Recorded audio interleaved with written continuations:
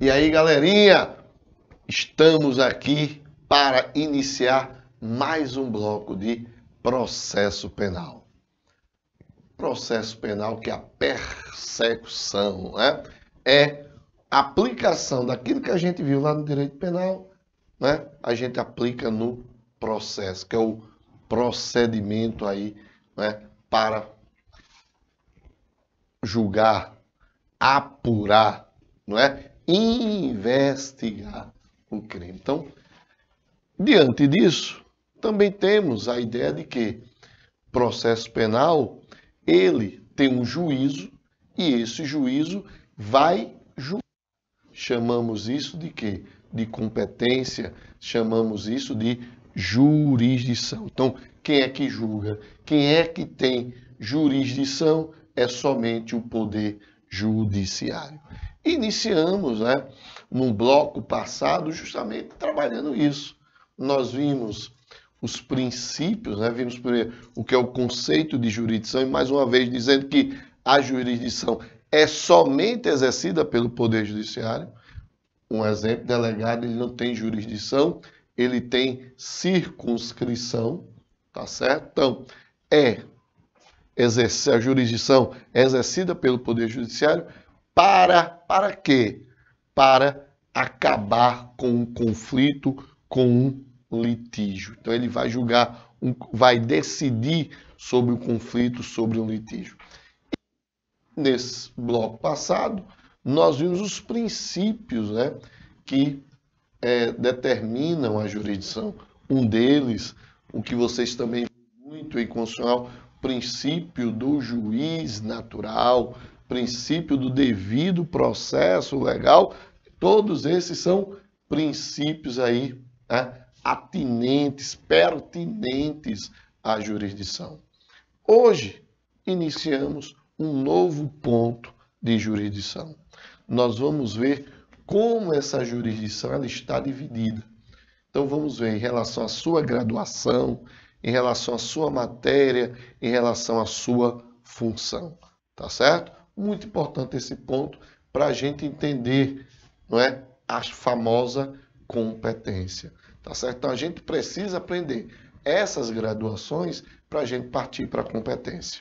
Então, na tela, divisões da jurisdição. Primeiro, dizer que a jurisdição ela é unitária, tá certo? Quando eu digo que a jurisdição ela é unitária, eu estou dizendo que essa jurisdição ela não pode ser dividida, ela é indivisível. Quando se fala em jurisdição, estamos falando, estamos dizendo, estamos afirmando que ela é indivisível. E a primeira classificação, a primeira divisão dessa jurisdição é quanto à sua graduação. Bora lá. A jurisdição divide-se em instâncias. A inferior conhece e decide o feito em primeira instância, enquanto a superior conhece e decide o feito em grau de recurso. Bora. Eu vou mostrar na tela um gráficozinho e vou pegar esse gráficozinho depois e vou jogar aqui para vocês entenderem, tá certo? O que é jurisdição quanto ao grau e, principalmente, também quanto à sua função. Então, preste atenção. Eu vou jogar o gráfico e você vai ver, principalmente, a jurisdição enquanto graduação e também enquanto a função, tá certo? Mas primeiro eu vou ver a graduação, depois ainda tenho que passar pela matéria, quanto à matéria, para depois chegar na função. Mas com esse gráfico que eu vou fazer aqui, você vai entender tudinho. Então, preste atenção nesse gráfico aqui.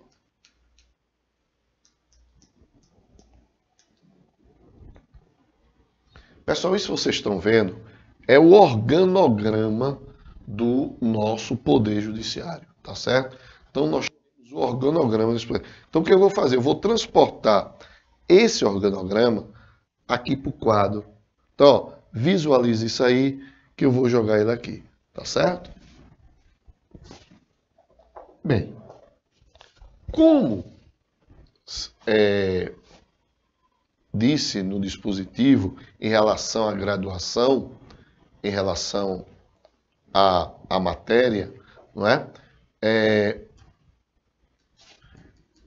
Em relação à matéria, não, perdão, em relação à graduação, o que que nós temos? Graduação. Graus. Graduação, a ideia de graus. Então, veja, eu tenho os chamados tribunais superiores. Você tem o STJ, você tem o TSE, você tem o TST, você tem o STM. Superior Tribunal de Justiça, Tribunal Superior Eleitoral, Tribunal Superior do Trabalho, Superior Tribunal Militar. Não vou falar em STF agora, tá? Abaixo daqui, você tem o TJ e você tem o TRF. Abaixo daqui, você tem o juiz estadual, você tem o juiz federal. Abaixo daqui, você tem o TRE e você tem o juiz eleitoral. Abaixo daqui, você tem o TRT e você tem o juiz do trabalho. Aqui você tem o TM, Tribunal Militar, e você vai ter aqui, você tem um conselho chamado Conselho de Justiça Militar. Então veja, o que é a graduação? Eu determinar em instâncias. Então, esse primeiro aqui, a gente diz que isso aqui é a primeira instância. Isso aqui é a primeira instância. E essa primeira instância tem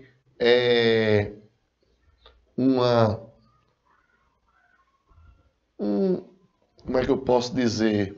Uma nuance. Qual é a nuance?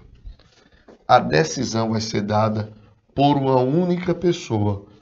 Então, somente o juiz estadual, só ele vai dar a decisão. O juiz federal, só ele vai dar a decisão. O juiz eleitoral, só ele. Só que quando chega aqui no Conselho de Justiça Militar, não é um juiz só, é um colegiado. Então, essa decisão aqui em primeira instância é dada por várias pessoas. Aqui, somente uma. Por isso que a gente diz que esse juiz é singular, porque ele age sozinho. Mas aqui é um colegiado, é uma junta militar que vai dar a decisão. Aqui, nos famosos tribunais, aí eu tenho a segunda instância. Aqui eu tenho a segunda instância. E qual é a diferença daqui para cá? Porque nesses tribunais, a decisão é dada por um grupo, por um colegiado, da mesma forma que aqui. Um grupo de pessoas que a gente chama desembargadores, né? Então você vai ter um grupo de pessoas que vai dar uma decisão. Emanuel, então aqui nós teríamos a terceira instância? Não. Não existe terceira instância. Às vezes a gente fala errado. O STJ é terceira instância. Não existe terceira instância. Existem tribunais superiores, que também é um colegiado que vai dar a decisão. Tá? Aí eles são chamados de ministros, desembargadores e juízes. Ministros, desembargadores e juízes. Aqui, com exceção da junta militar, aqui todos dão uma única pessoa para dar uma decisão. Em todas as esferas dessa primeira instância, com exceção dessa. Aqui na segunda instância, todos os tribunais têm um órgão colegiado. Então a decisão é dada por uma pessoa. Por isso que aqui, a decisão é chamada de sentença, porque é uma pessoa só. Aqui a decisão é chamada de acórdão, porque é por várias pessoas. Então, várias pessoas acordaram. Por isso se chama acórdão. Várias pessoas acordaram sobre aquela decisão. Por isso que é chamada de acórdão. Então, isso é graduação. Primeira e segunda instância. Eu disse que eu ia falar, quando a gente fosse falar também, quanto à função. Aí eu vou explicar mais ou menos quanto à função aqui. Porque quanto à matéria, é tranquilo. Vamos voltar para o slide. Quanto à matéria, a jurisdição pode ser penal ou civil, eleitoral, trabalhista, né? Então, dependendo da natureza do direito material que fundamenta a pretensão deduzida em juízo. Então, vê só. A jurisdição pode ser trabalhista. O objeto da demanda foi direito de trabalho. Justiça trabalhista. A demanda pode ter sido penal, eleitoral, aí vai ser visto na justiça eleitoral. Então, quanto à matéria, né, a jurisdição pode ser penal, civil, eleitoral, dependendo da natureza do delito. Então, meus queridos, vamos ver agora a graduação quanto à função. Bora lá, vamos para a tela. A jurisdição será ordinária, comum e especial, cabendo à jurisdição comum, as causas não afetam a jurisdição especial. Bem, pegando aqui, então eu tenho o seguinte, vou dividir aqui. Isso aqui eu vou chamar de jurisdição especial. E aqui eu vou chamar de jurisdição comum. E essa jurisdição comum eu vou dividir em estadual e eu vou dividir em federal. E o STJ vai ficar à parte. Ele não faz parte da jurisdição comum, apesar de ser instância de tribunal de recurso desses dois aqui. Manuel, dá uma explicação. Aí vocês vão ter uma explicação aí em direito constitucional sobre isso. Mas o que eu estou dizendo é que o STJ não faz parte daqui. O STJ é um tribunal à parte, tá certo? Apesar que das decisões daqui e daqui vão em grau de recurso para aqui, para o STJ. Então vamos lá. Por que a jurisdição ela é especial? Simples. Pelo seguinte, porque você tem uma especialidade aqui. Qual é? Justiça eleitoral. Você tem uma especialidade aqui, ó, justiça trabalhista. Você tem uma especialidade aqui, justiça militar. Aqui é comum. Então, ó, todos os crimes, você vai estar aqui, ó. Direito de família é comum, vai estar aqui. Sucessões, direito sobre sucessões vai gerar em cima disso aqui. O que vai diferenciar, o que é a competência da Justiça Estadual e da Justiça Federal. Tá certo? Então, por exemplo, crimes que envolvam a União, Justiça Federal. Artigo 109 da Constituição Federal. Crimes que não envolvam a União, Justiça Estadual. Emanuel, me dá um exemplo aí, por favor. Esse aí eu vou dar porque está dentro do nosso assunto. Então, imagine o seguinte, ó. Imagine a seguinte situação. Assalto. Assalto ao Banco Bradesco. Assalto ao Banco do Brasil e assalto à Caixa Econômica. Então, tem 3 assaltos aqui. E os bandidos foram presos. Alguém vai ter que julgar esses bandidos, claro, é o juiz. Mas que juiz é esse? Juiz federal ou juiz estadual? Veja, o artigo 109 diz que é artigo 109 da Constituição Federal. O artigo 109 diz: é competência da Justiça Federal julgar os crimes cometidos contra a União, suas autarquias e empresas públicas. Vejam, Bradesco é uma empresa privada. Caixa Econômica é uma empresa pública. Banco do Brasil é uma sociedade de economia mista. Eu vou colocar mais um exemplo aqui para facilitar. O FPE é uma autarquia. Então eu tenho 3 bancos, um privado, uma sociedade de economia mista e a Caixa e uma autarquia que é a Universidade Federal.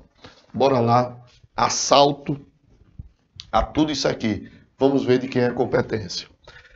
Assalto no Banco Bradesco. É privada? É. Não pertence à União. Não é bem da União.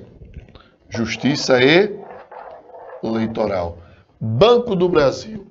Banco do Brasil faz parte da administração indireta da União. Né? Vocês vão ver isso em direito administrativo. Participação mista, né?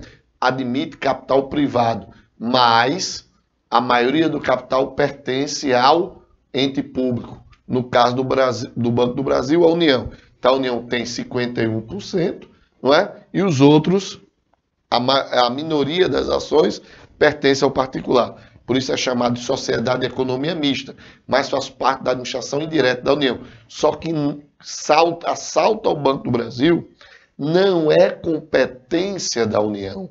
Por quê? Porque lá fala, compete à Justiça Federal julgar os crimes contra os bens da União, suas entidades autárquicas e empresas públicas. Ela não se refere à sociedade de economia mista. Então, ó, assalto ao Banco do Brasil, Justiça Estadual, Justiça Estadual. Vou colocar de azul, que é para melhor, porque destaca. Justiça Estadual, Justiça Estadual. Caixa Econômica é uma empresa pública, então está dentro do artigo 109, Justiça Federal. O FPE é uma autarquia, então está dentro do artigo 109. Então, Justiça Federal. Entenderam aí, meus amigos? Então, ó, eu vou ter duas competências, tá certo? A competência na Justiça Comum pode ser estadual ou a competência pode ser o quê? Federal. Tranquilo? Beleza? Então, diante disso, não é? Diante disso, finalizamos aí quanto à graduação em relação à divisão, quanto à graduação, quanto à matéria e quanto à função. Então vamos para o próximo ponto. Então vejam, estudamos a jurisdição quanto à graduação, quanto à matéria e quanto à função. Agora vamos trabalhar competência, tá? Então, é um assunto, pessoal, que demanda muita atenção, competência. É um assunto que demanda muita atenção. Então, muito cuidado, tá certo? Para não se dispersar, que se você se dispersar, você não vai conseguir aprender. Então, conceito em tela. É a medida ou limite em que poderá um julgador exercer o poder de jurisdição. Todo juiz é investido de jurisdição pela Constituição Federal. Então, todo juiz possui jurisdição. Entretanto, nem todos os juízes, veja só, entretanto, nem todos os juízes podem julgar todas as causas. Como assim? Volta aqui, Manuel. Volta aqui, meu diretor. Ó, todo juiz possui jurisdição, claro, porque a jurisdição é do Poder Judiciário, é exercida pelo Poder Judiciário. Agora, nem todos os juízes podem julgar todas as causas. Vejam, tem 2 juízes. Um juiz penal, da vara penal, um juiz da vara de família. Todos eles 2 possuem o quê? Jurisdição. Todos os 2 possuem jurisdição. Agora, o cara deixou de pagar a pensão alimentícia. Ele tem que ser preso. Mas veja, esse cara que é da vara penal não pode determinar a prisão. Só quem pode determinar a prisão é o juiz da vara de família, porque ele tem a competência. É isso que o conceito quer nos dizer. Vamos lá para o slide de novo. Então, a extensão do poder judicial que cabe a cada juiz, ela é limitada, segundo uma série de critérios que a lei elege, estabelecendo-se dessa forma a competência de cada julgador. Próximo slide. Então, você tem as competências, né? Vários tipos de competência. A primeira competência que a gente vai trabalhar, que é a que mais cai em prova, é a chamada competência pelo lugar da infração, ou também chamada, né? Palavra em latim, ratione locis. Ratione locis, né? Então, ratione loci. Ratione loci. Então, ou seja, competência em razão do lugar, tá certo? Competência em razão do lugar. Então, ratione loci, tá aqui. Ou seja, lugar onde ocorreu a infração penal. Lugar onde ocorreu a infração penal. Emanuel, por que eu preciso saber onde ocorreu a infração penal? Claro, eu tenho que saber qual foi o local da infração para determinar a competência. Quem é aquele juiz competente? Quem é aquele juiz que vai julgar? Exemplo. Houve um homicídio. Eu tenho que determinar, sim, esse homicídio ocorreu onde? Em Limoeiro? Em Caruaru? Em Vitória? Em Recife? Em Olinda? Por quê? Porque eu tenho que saber. Se foi em Limoeiro, o juiz competente é o juiz do local. É o juiz de Limoeiro. Se o homicídio ocorrer em Caruaru, o juiz é lá de Caruaru. Local onde ocorreu o homicídio. E assim sucessivamente. Então, essa competência pelo lugar da infração, chamada ratione loci, não é? Ela está prevista no artigo 69, inciso 1º, e no artigo 70 do Código de Processo Penal. Então, para essa competência em razão do lugar do crime, nós temos 3 teorias. Que nós já vimos essas 3 teorias em direito penal, lá no artigo 6º do Código Penal. Só que lá, presta atenção, nós dissemos que o lugar do crime utiliza-se a teoria da umbiguidade. Artigo 6º do Código Penal. Teoria da umbiguidade. Lugar do crime, teoria da umbiguidade. Só que aqui a gente vai ver que a teoria utilizada como regra, porque, obviamente, você vai ter exceções, não é a teoria da umbiguidade, e sim a teoria da atividade. Atividade não, perdão. Ô, Emanuel, que atividade? Teoria do resultado. Então, a teoria utilizada aqui não é a teoria da umbiguidade. Teoria utilizada no processo penal, como regra, vai ser a teoria do resultado. Tela. Vamos ver as 3 teorias. Para lembrar, teoria da atividade. Lugar do crime é o da ação ou da omissão, sendo irrelevante o lugar da produção do resultado. Lugar do crime é o da ação ou da omissão, sendo irrelevante o lugar da produção do resultado. Teoria do resultado. Lugar do crime é o lugar em que foi produzido o resultado. Grife isso aí. Sendo irrelevante o local da conduta. O Código de Processo Penal, no seu artigo 70, adotou essa teoria, determinando o local onde a infração se consumou.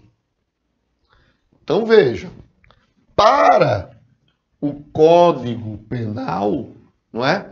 Para o Código de Processo Penal, perdão, o que interessa não é o local da ação que foi praticada, não é o local da ação, mas sim o local do resultado. Ou seja, onde o crime se consumou. Onde houve a consumação do delito. Então, por isso, teoria do resultado. Então, teoria é o lugar do crime, na teoria do resultado. Lugar do crime é o lugar em que foi produzido o resultado. Não importa a ação que é a conduta, mas sim onde o crime consumou-se. Então, tela. Ó, artigo 70. A competência será, de regra, determinada pelo lugar em que se consumar a infração, ou no caso de tentativa, pelo lugar em que for praticado o último ato de execução. Então, para Código Penal. Código Penal diz o seguinte, ó que o Código Penal diz o seguinte, lugar do crime é tanto o local da conduta quanto o do resultado. Não importa. Processo penal. Não importa o local da conduta. Não importa onde eu dei o tiro. Importa onde o indivíduo morreu. Onde consumou-se o delito. Eu dei um tiro em Limoeiro e o cara foi morrer onde? Em Lagoa do Carro. Eu dei um tiro em Limoeiro, o cara morreu. Então, onde consumou-se o delito? Onde o cara morreu? Em Lagoa do Carro. Então, lá é o local do crime. Ou então, como diz o artigo 70, a segunda parte, né? Olha o que diz o artigo 70, segunda parte, diz. Ou no caso de tentativa, pelo lugar em que for praticado o último ato de execução. Ou seja, eu atirei no cara e ele sobreviveu. Mas qual foi o último ato de execução? Ó, atirei no cara, ele foi socorrido para a Lagoa do Carro. Sobreviveu. Vai ser competente o juiz de Lagoa do Carro? Não. Ele sobreviveu. Ele vai ser competente? Houve, nesse caso, uma tentativa. Se houve, nesse caso, uma tentativa, deve-se observar o último local onde se deu o último ato de execução. Foi em Limoeiro. Então, o cara não morreu. Se o cara não morreu, houve o quê? Uma tentativa de homicídio. Então, o local da infração não vai ser em Lagoa do Carro, onde ele foi socorrido, e sim em Limoeiro, onde eu atirei nele. Tranquilo? Beleza? Então, veja, ó, o que a gente vai fazer? Vamos continuar no próximo bloco. Ver essa questão de competência, em razão do local. Já já eu volto.